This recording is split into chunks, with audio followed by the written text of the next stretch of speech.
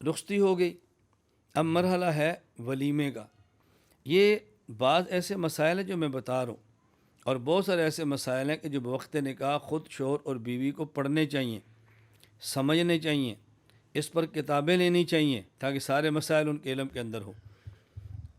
رخصتی کے بعد ولیمہ ہے، اور یہ ذہن میں رکھیں کہ ولیمہ رخصتی کے بعد ہے، یعنی خاوند اور بیوی ان کی خلوت ہوئی ہو، کسی ایسے کمرے میں ہوں جہاں تیسرا کوئی بندہ نہ ہو، اس ملاقات کے بعد پھر ہے ولیمہ۔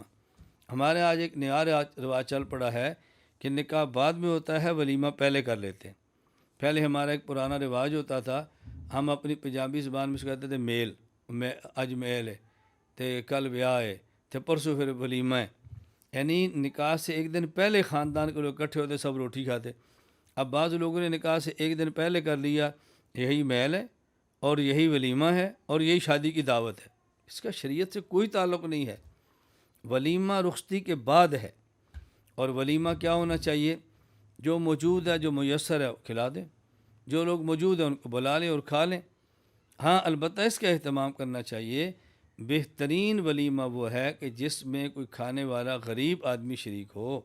رسول اکرم صلی اللہ علیہ وسلم نے یہ بات فرمائی ہے اور سمجھائی ہے، غریب کو ضرور شریک کریں، ولیمہ سنت ہے، کوئی حرج نہیں ہے۔